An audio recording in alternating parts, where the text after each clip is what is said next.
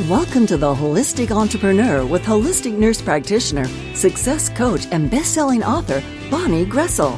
Bonnie and her expert guests share tips, tools, and strategies to achieve success on your holistic entrepreneur journey. Each show features answers to common entrepreneur challenges, along with a healthy dose of support and motivation. Now, please welcome the host of The Holistic Entrepreneur, Bonnie Gressel. Well, welcome everyone. This is Bonnie Gressel, your host here at The Holistic Entrepreneur. Now today I'm very excited to have a special guest with us. We have a sought-after keynote speaker to share her time with us. Laurie Guest is here today, and I'm going to introduce Laurie in just a moment. But first, I always want to take a moment to thank all of you for spending your valuable time here with me on the show. I know that time is our most precious asset, and so I always want to make sure that these shows are value-packed so that you feel your time was well spent. And let me tell you, you will not be disappointed today. Now, I think being a holistic entrepreneur is really more about who you are than what you do. You come from that heart-centered place. You want to make a difference in the world. And perhaps that's you, and that's why you decided to join us on the show today. So if this is your first time listening, welcome. And if you've tuned in before, welcome back. I hope that you find this will be another great show with insights to help you on your entrepreneur journey. And make sure you check out the show page before you leave. There's always gifts for you there, and Laurie has a very special gift for you as well. And her website is there too, so that you can connect with her, and maybe you want her to speak at your event. And we can connect, you and I, on Facebook, or send me a message at bonniegressel.com. I'd love to hear from you. Because, maybe you have a message to share. I always love having new guests on the show, so I would love to hear from you. If you would like to reach people all over the world with being on this show, please reach out to me and let's make it happen. Now, the information presented here is always educational, inspirational, and motivational in nature, but I always want you to just take what fits for you and simply let go of the rest. This show does not intend or imply to be a substitute for professional medical advice, diagnosis, or treatment either. I always want to preface every show with that little reminder for all of us. Now, let me introduce our guest for today. As an entrepreneur, keynote speaker, and author, Laurie Guest is the go-to resource for customer service excellence. For more than 2 decades, she shared her practical point of view on customer service and staff development with audiences and companies across the country, blending real-life examples and proven action steps for improvement. Her latest book is The 10-Cent Decision: How Small Change Pays Off Big, presenting her most sought-after and impactful strategies to find and retain the best staff and the highest quality customers while delivering exceptional guest experiences. I know you're going to love today's show. Join me now in welcoming Laurie Guest to the show. Well, welcome, Laurie. Thank you so much for taking time to share with us here on The Holistic Entrepreneur. I know you're a busy person, so thank you so much for taking time for us today. Oh, happy to do it. I read a little bit about people in their bio, obviously, but there's always more to the story, right? Would you share with us a little bit more about your journey and what brings you to the work that you do today and to your book and the speaking that you do to help everyone, really? So tell us a little bit more about your story. Sure. Well, my background was in healthcare, and I worked for a regionally well-known ophthalmology center. So we treated eye disease with medication and surgery. And we were known for our customer service. Not only do we have great surgeons, but my owners were just spectacular at building a culture of service, really. And when they hired employees, they gave us the boundaries of how to treat our patients, and then they accepted no less. And so we became really known for this. And I was one of the earlier employees. So other industries started calling and asking if somebody from our clinic could come and share our insider secrets. And my doctor kind of looked around and said, "Laurie, you like to talk. Why don't you go?" And I had always loved speaking. I loved speech in high school. I felt it was one of those natural talents I was given that I just didn't know you could make a living doing it. I had no idea. I'd heard of, Zig Ziglar and Tony Robbins, but beyond that, I had no idea that a regular person like me could do this. And then I found out that I could, that there were industries willing to pay to hear the information. So over a slow period of time, I began speaking more and working a little less. And with my doctor's permission, slowly phased out. And about 22 years ago, I hung my own shingle and now have my own speaking and training company that's really exclusively focused on customer service, staff development, and how do we deliver the best service. I focus on entrepreneurs. I also do some larger companies as well, but my favorite is that small to mid-sized business owner that doesn't have a training team but knows they want great service for the people they serve, which in our house we call them all a guest, playing off of our last name.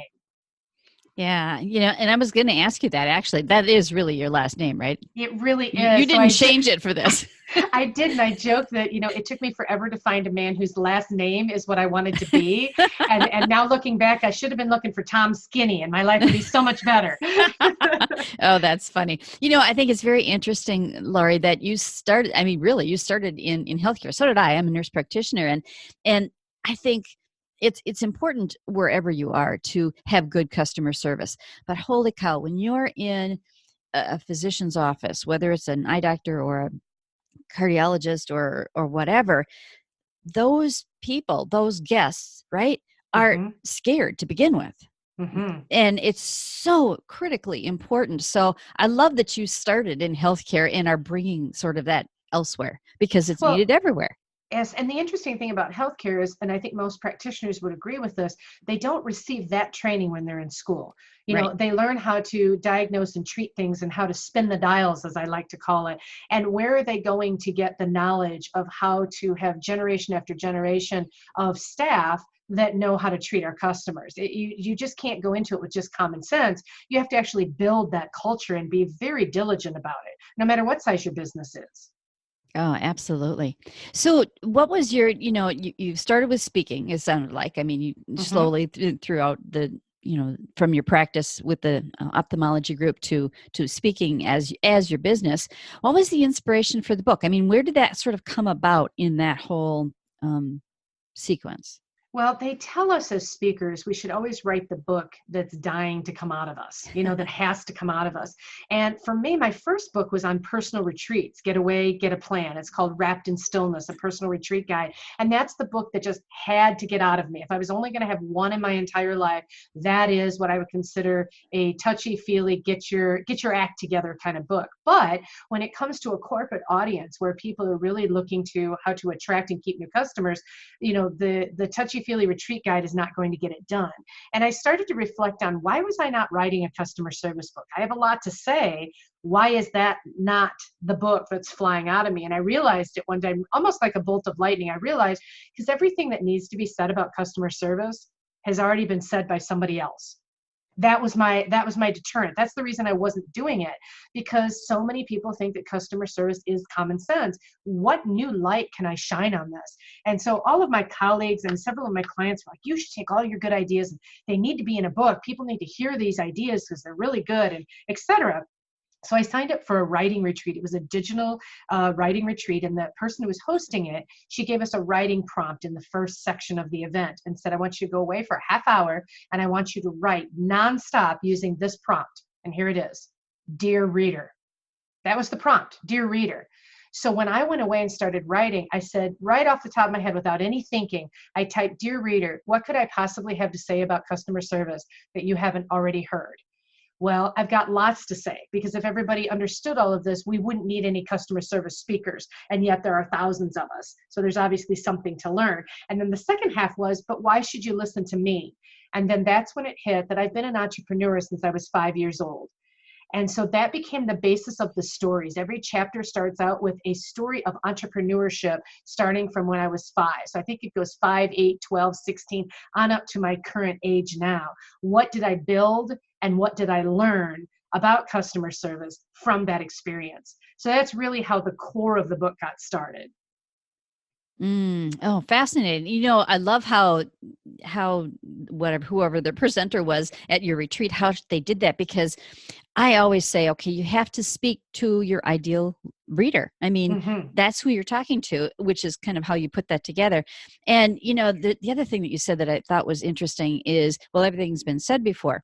And that's true, I guess, because really there's no new information unless you're writing a novel, a fiction novel or something. But we have a small publishing company and we do a lot of nonfiction stuff with our authors.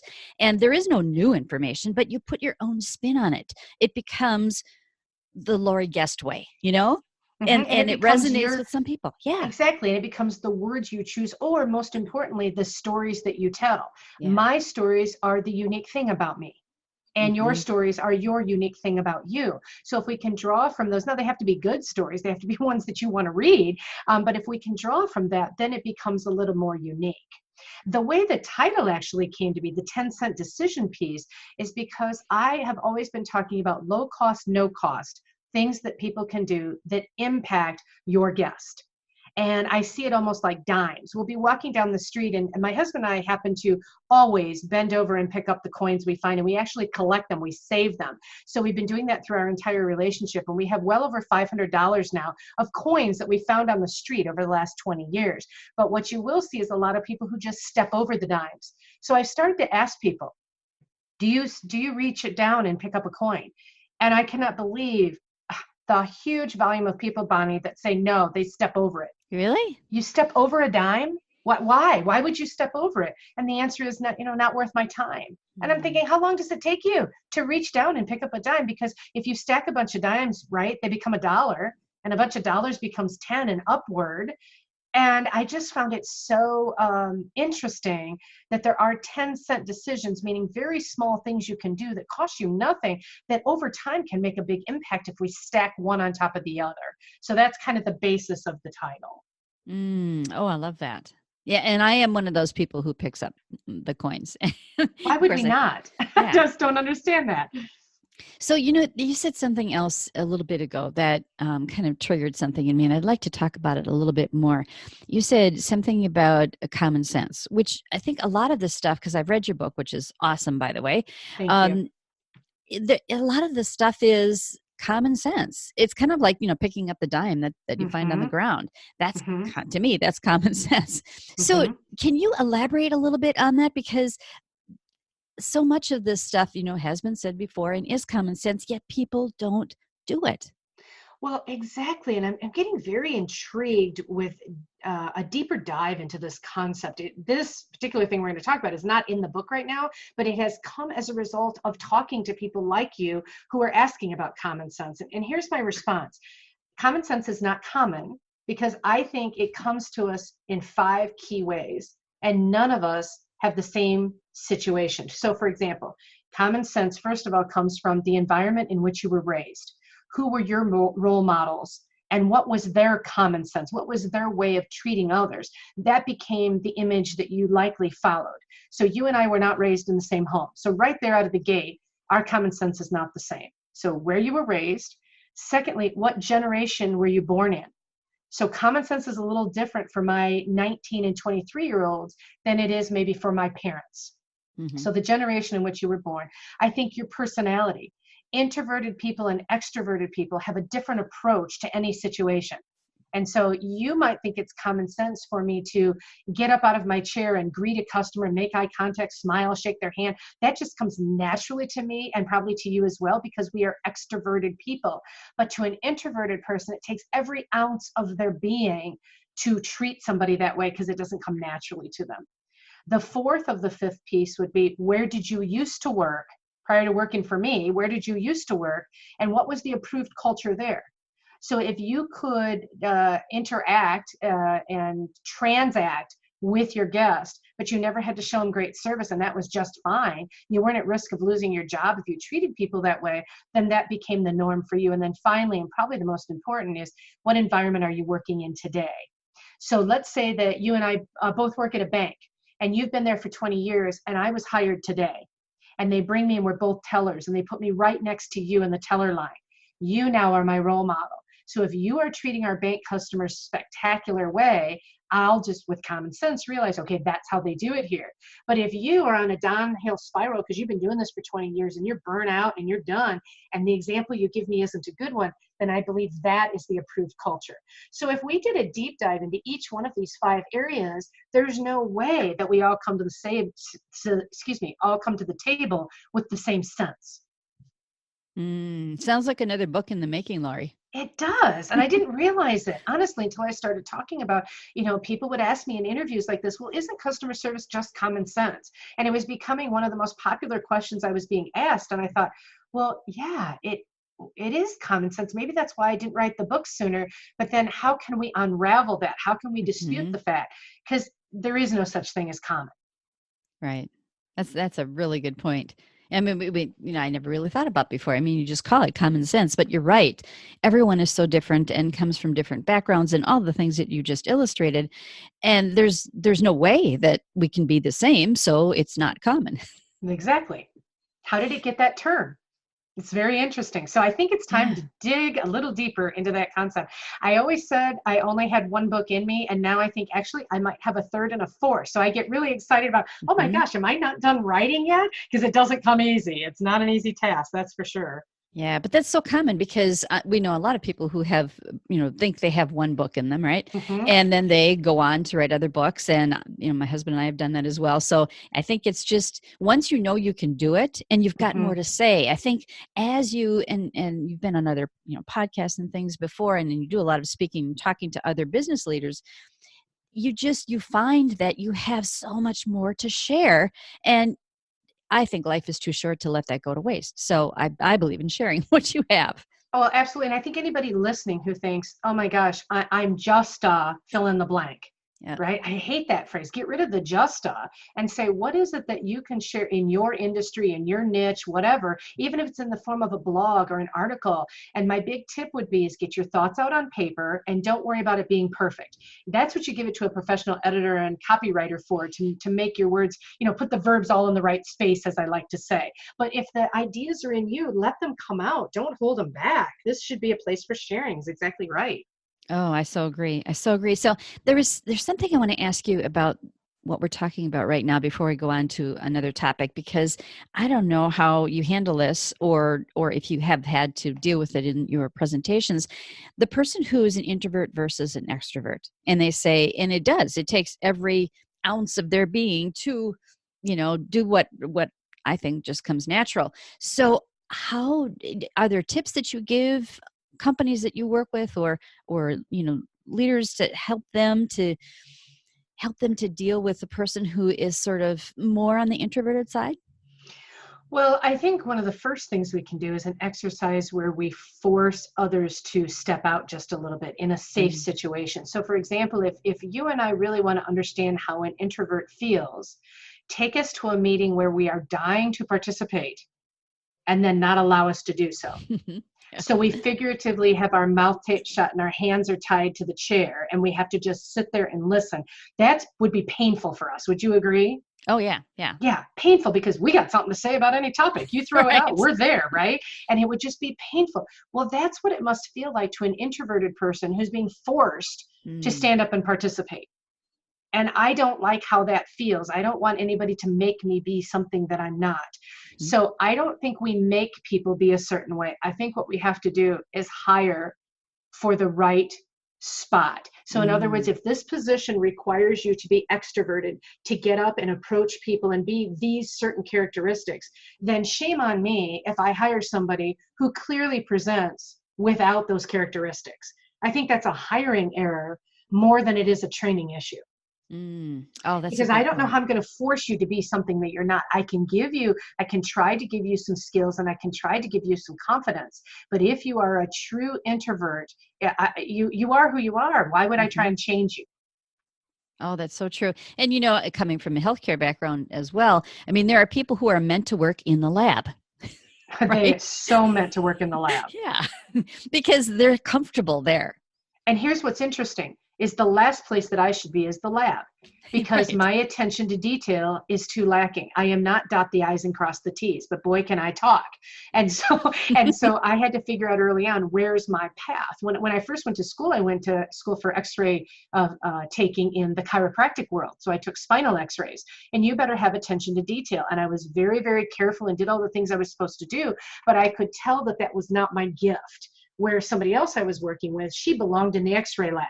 That's where she needed to be, and did not require that outgoing, bubbly personality in order to appropriately take a good x-ray. So there's some lessons learned there about finding your proper place and then owning that and not be made to feel less than. Anybody who's listening to this that is an introvert and people make you feel less than, I just think stand up for yourself and roll into what is it that you're bringing to the table that maybe myself or another extrovert is really missing the boat. Right. Yeah, because all of us are unique. And I always tell people, nobody in the whole world does what you do in the way you do it. That's right. So I think sharing those gifts and owning them, as you say, is really important.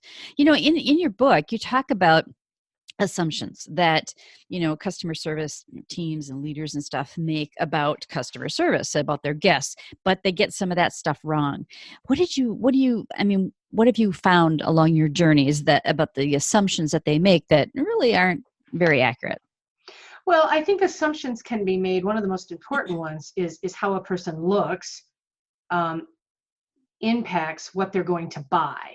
And what I mean by that is I always say that sometimes the richest guy walking in your place is the one with manure on his boots. Yeah. Right? So you need to be very careful. I got a great example of this. One time, and I'm a roll and go kind of gal. And what that means to me is I get up and I'll take a shower and wash my hair. But if I'm not being seen by an audience that day, I'll let my hair air dry. I don't have makeup on, jeans and sweatshirt, farmer's daughter kind of gal. It's not that I look ugly. It's that I'm not necessarily put together, if that makes any sense. And I call that a roll and go. And that is how I live my life because I don't know who I'm getting decked out for. Where I have friends who wouldn't even go to the grocery store without being, like they're going to the Oscars, right? And so I'm doing a roll and go shopping trip. And at the time we were looking for new carpet for my daughter's bedroom. And she was a toddler at the time. I went into the carpet store and I was looking at this beautiful piece of carpet. And I was really prepared to buy it because it was exactly the pattern I wanted. When the person came over, and I don't know if this is true, I am making an assumption of my own right here, but she sized me up and decided that carpet was outside my budget. So when she asked me what I needed, I told her what I was looking for, and she said, "Oh, sweetie." And she patted my hand and said, "You'll want to be more over here." And she took me to the budget area where the carpet was cheap carpet. Now, in her defense, I told her it was for a toddler's room. I'm going to cut her some slack and think, well, maybe she's thinking sooner or later the child will be ill on this carpet. Maybe it's easier to clean. Maybe I don't know. But by the square footage, I was paying a third of what I was going to pay for the other carpet. I ended up walking out not buying anything. But I told my husband later, the reason I walked is because she made the assumption that I didn't have that money in my pocket. She looked at the manure on the shoes, figuratively speaking, and decided that I needed to be over in the cheap section. And I think we need to be really careful how we do that. In fact, I just did a video this week. Here's another it just popped in my head. I just did this. I flew into Philadelphia and my flight got canceled to the next city. So I was stuck there and I only needed about 4 hours of rest before I'd be flying out again. Well, they have a place called the Minute Suites. I don't know if you've heard of this, but it's a place right inside the airport where you can lock yourself into this little pod and get some rest. And then you're ready to go. You're already in the airport. You don't go through security and all that, but it's expensive, very expensive. And I've stayed there before. I know what I'm paying for and I know what I'm going to get. I didn't know where it was in the airport, so I went to the information desk. I asked the gentleman if he could point me in the right direction. And he says, and I quote, "Can I ask you a question?" And I said, "Oh, of course." And he goes, "Why would you do that? It's going to cost you $150 to do that when you can just get on a shuttle and go get one of the hotels outside the airport." And I smiled and said, "Could you just tell me where it's located?" See, he was deciding that it was not a good use of my money to make that choice. When getting on a shuttle bus and going to a hotel was probably going to take at least a half hour to 45 minutes. And I was still going to pay at least $110 to $140 to stay at that hotel. So to me, when you do the math, for the comfort, for the convenience, I was willing to pay. And I didn't like it that he made the assumption that that was too much money for me. Interesting. Yeah. And that probably happens all the time. Oh, I'm sure it does, because we put our feelings on other people. So any entrepreneur listening, let's turn this around. Let's spin the table. Don't decide ahead of time whether your client can or cannot afford your proposal. If you're in a business where you have to give a bid and you look at that bid and you think, "Oh, Bonnie's not going to go for that," to put new windows in her house, it's going to be $15,000. She's never going to go for that. Let's just make it 10. I think it's better to approach with options. I'm a big 3-tiered pricing option. I'm going to give you a basic, a deluxe, and a premium. I'm going to give you reasons why they're based that way. And then I'm going to let you, the buyer, decide what value. Maybe you want the encased windows that automatically open up and then there's a screen on the inside. So it's both a screened-in porch and it's also a 4-season room. And you're going to pay $15,000 for that. You have the money. You want it badly. I'm not going to decide that you want to buy $10,000 windows that don't open up to screens. Oh, that is such good advice, because my husband and I are in business together, and we talk about that all the time. It's like, don't make the decision for them. It's That's their right. choice. And really, you can't decide for other people anyway. And so don't put that on them. And what are we using to make that assumption? If we don't have enough data coming in, now it'd be different if I said to you, now, Bonnie, what kind of budget did you have in mind to put the new windows in your house? And if you said to me, look, we cannot go a dime over 11,000, and you give me that information, now I know what I'm working with. I can come with a proposal that meets your needs. But if I go into it blindly without doing the homework, how am I deciding what that number is going to be? Oh, yeah, exactly. So and maybe this is something that, I don't know if this comes up in your presentations, but say you're in a group of business people or leadership, or maybe it's the same organization, and they're trying to understand the best way to get more information from their guests so that they can make better offers. Does that ever come up? It sure does. And it's always, you're asking open-ended qualifying questions without making you feel like you're being interrogated. Right. So one of my favorites is if you were looking to hire me to speak, I would not just give you a single number. I would not, if you say, hey, Laurie, how much would it cost to get you into our company? I wouldn't say it's X, because the odds of me hitting that exact number, the one that you want, is probably pretty slim. Yeah. So I really prefer to say, we have something for almost any budget. Why don't you tell me a little bit about your meeting, and then stop talking. So you're going to be able to tell me, well, we got this and this and this going on. Same way with any other product or service that your listeners are selling. If you can get intel on what the person's looking for, then you have some idea. It's like clothing shopping. They always ask, what are you looking for today? And if I'm looking for a ball gown for a cruise I'm going on, then you wouldn't send me to the blue jeans section, right? You want to get me in the right section. And so that's one of my favorite questions. And then if we get towards the end of the conversation and you really haven't given me enough information for a good bid, here's one of my other favorite sentences. And none of this that we're talking about right now is in the book, but it's the same idea of the qualifying questions, is to be able to say, it's really important to me that at least one of the options I give you for your new window installment meets the budget you have in mind. Would you like to tell me what that is? And then stop talking. And you may or may not want to answer the question, but if you do, now I've got some serious intel to work with in order to give you, I'm still going to give you 3 price options, but I'm going to make sure that at least one of them, it shows what it's going to take to hit that number.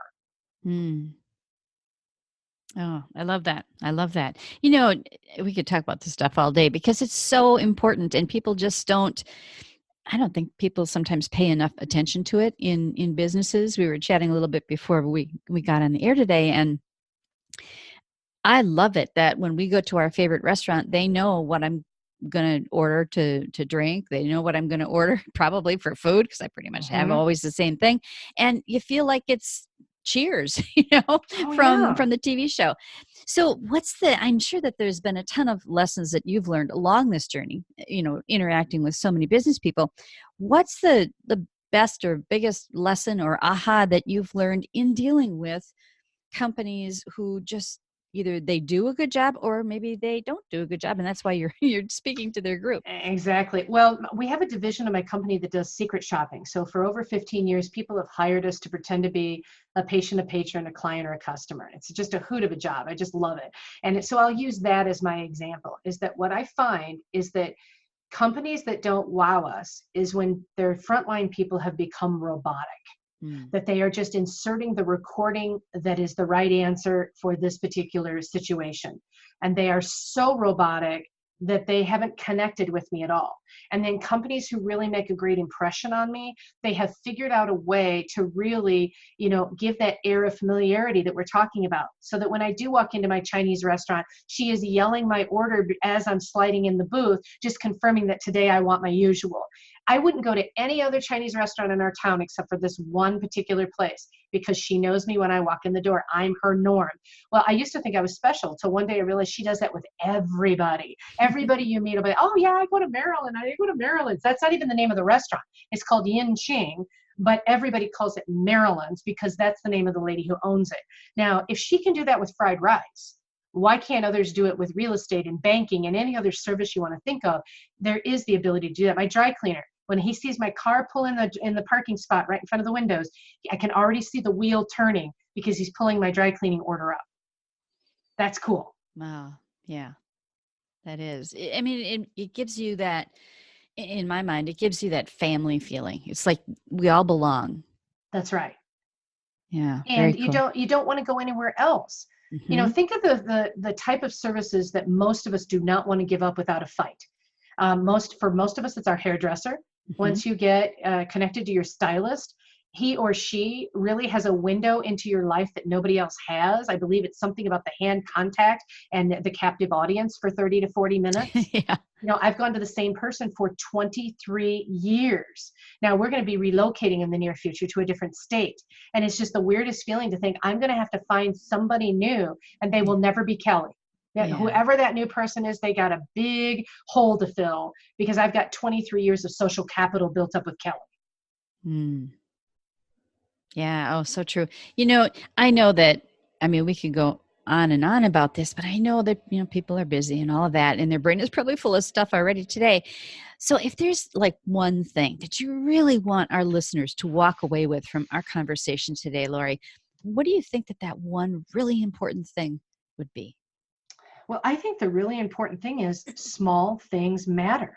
Mm. They build up on top of each other to become a tower of dimes, to become that roll of dimes that has more value than each dime individually. And when I wrote my book, the unique thing about it is two-sided. So the team member, the frontline person, reads it from the front cover to the middle.